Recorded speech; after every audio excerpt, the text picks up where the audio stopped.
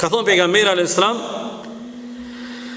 të vdekurin, njeriu kur vdek, të vdekurin e përcjellin 3 gjëra: familja e tij, pasuria e tij, edhe veprat e tij. 2 të parat kthehen, nuk mbesin me të. Familja dhe pasuria kthehen. Ajo që mbet me të vdekurin është veprat e tij, punët e tij.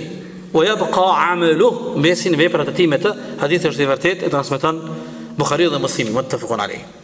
Këtë kisha dashur veç pak, se po na ik koha, se kena disa hadithe. Subhanallah. A keni menduar rreth diçka që është shumë interesant në lidhje me vdekjen? Ndryshimi i parë kur njeriu të vdes, a e dini cili është? Ja ndrojnë emnin.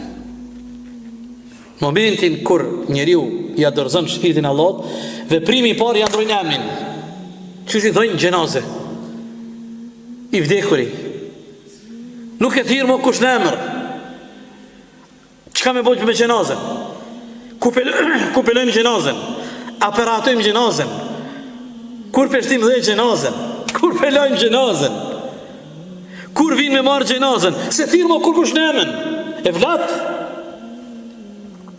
Subhanallah, kjo është shumë interesant. A vjen çfarë ndryshimi fillon që në momentin kur neve na ndahet shpirti mbi trupit. Njerëzit më të afërt, më të dashurit, tutët mit, që në kujdes për ty, ata e bojnë mobilizimin më të madhin me të largu për shtëpisë. U kry, sa më shpejt me të largu. Bilim ju e dini, me rregullat e shariatit, njeriu i cili ka dorëzuar shpirtin Allah do të sa më parë me varros. Në koftë mirë, shpirti mirë thot sa më parë. Por edhe në koftë keq, më mirë për to. Normalisht, na po flasim në rrethana të mundshme, në rrethana normale, kur janë të mundshme mundësit me i bo përgatitjet e duara për varrosjen dhe kryerjen e farzeve.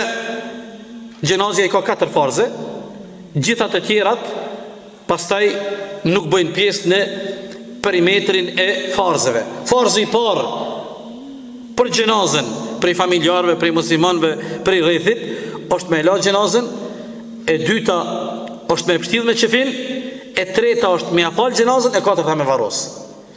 Pastaj këto varësisht për i rrethanave normale, jo normale, kushtet zakonshme, jo zakonshme, edhe mund të binë. Po e thojmë të shahidi, nuk lahet gjenazja, nuk pështidhet në qefin, varroset falet. Raste të rënda aksident trafiku, ku e diune, prap nuk lahet gjenazja. Në raste lufte me vdekjen ndeti, ku e diune, por në kushte normale, këto janë farzet që të vdekurit u a kemi bërgj si familjar, si rreth, si musliman, madje muslimanët kanë obligim farz me fal namazin e gjenazës një muslimanit. Nëse 3 musliman ja falin një muslimanit gjenazën, krejt qaj popull, qaj komunitet, qaj katon, qaj qytet lirohen prej obligimit se është farz i kifaje, farz që bie mbi aspektin kolektiv, mbi shoqërinë. 3 musliman ja falin një muslimanit, një muslimanes gjenazën, krejta i milet që aty ku jetojnë nuk kanë bërgj. Mos më fal kur kush gjenazën, krejt janë gjuna te Allahu dhul Jalal, pse s'e kanë fal gjenazën një muslimani. Hadithi e Enesit tha 3 gjëra e përcjellin të vdekurin: pasuria, familja, vepra e tij, 2 kthehen, 1 mbet me të. Dhe kjo të regon, domethënë, me kapitullin ton sa rëndësi të madhe ka angazhimi dhe përpjekja dhe me jap mundin në rrugën e Allahut për veprat mira. Wa yabqa amaluhu, mbesin veprat e tij me të mirat dhe jo të mirat. Prandaj i lumi ai i cili bën veprat mira.